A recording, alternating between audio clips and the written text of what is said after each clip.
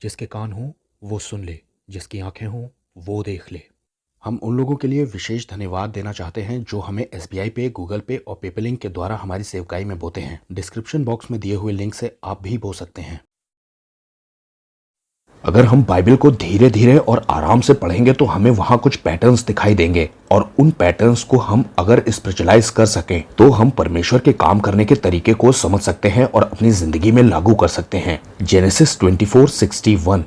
इस पर रिबका अपनी सहेलियों समेत चली और ऊंट पर चढ़ के उस पुरुष के पीछे हो ली। सो वह दास रिबका को साथ लेकर चल दिया। अब्राहम ने जिस सर्वेंट को इसहाक की दुल्हन लाने के लिए भेजा था, हम उस घटना को पूरा पढ़ करके ये जान लेते हैं कि रिबका तैयार हो जाती है अब्राहम के उस दास के साथ जो इसहाक से मिलाने ले जा रहा था रिबका को। अब जरा सा इस सिनेरियो के अंदर जाइए। रिबका ने बहुत बड़ा विश्वास का कदम लिया था इस सर्वेंट के साथ जाने के लिए, क्योंकि रास्ता तो इसे ही मालूम था। रास्ते में इसहाक के बारे में बात भी की होगी इस दास ने रिबका से, इसहाक की तारीफ भी की होगी इस दास ने। अब यहाँ जो बाइबल का पैटर्न है वो ये है कि यहोवा परमेश्वर ने यीशु की दुल्हन ढूंढने के लिए पवित्र आत्मा को स्वर्ग से भेजा है, और पवित्र आत्मा बहुत सारे गिफ्ट्स लेकर के निकले हैं स्वर्ग से, और जो लौटने का डायरेक्शन है वो सिर्फ उन्हें ही पता है। अब्राहम का ये दास पवित्र आत्मा को दिखाता है और हमको पवित्र आत्मा के पीछे पीछे चलना है। इसका मैं आपको एक एग्जाम्पल देता हूँ। मान लीजिए कि आप कहीं ट्रेवल करने जा रहे हैं जहाँ का रास्ता आपको बिल्कुल पता नहीं है,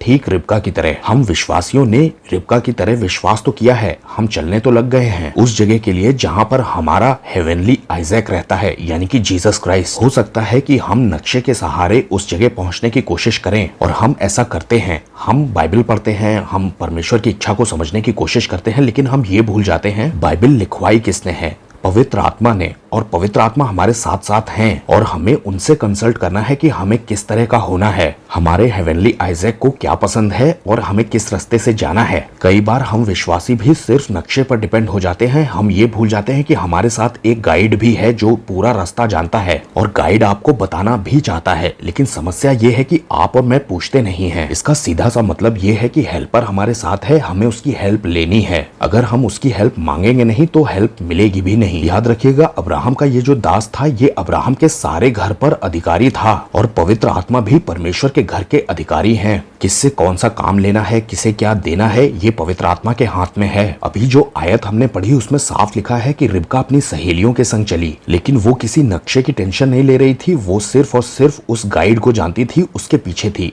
वो उसके संग संग चल दी। रिबका की तरह आपको भी अपनी सहेलियों को, यानी कि चर्च के और दूसरे लोगों को ये बताना है कि इसे फॉलो करना है, यानी कि पवित्र आत्मा को, और उसे ही गाइड बनाकर हमारे साथ भेजा गया है, और उसे ही पता है उस जगह का रास्ता। पवित्र आत्मा इस पृथ्वी पर सबसे इम्पोर्टेंट व्यक्ति हैं इस वक्त, और हम उन्हें समय दें, उनकी सुने, उन्हें बहुत सीरियसली लें और बहुत सेंसिटिव रहें उनकी आवाज के लिए। नक्शे को पढ़ने के चक्कर में कहीं हम गाइड को ना भूल जाएं। पिछले 2000 साल से यीशु मसीह की कलीसिया को पवित्र आत्मा ही तैयार कर रहे हैं इसहाक से मिलाने के लिए। उन्हें तरीका पता है, उन्हीं से पूछें। सबको जय मसीह की।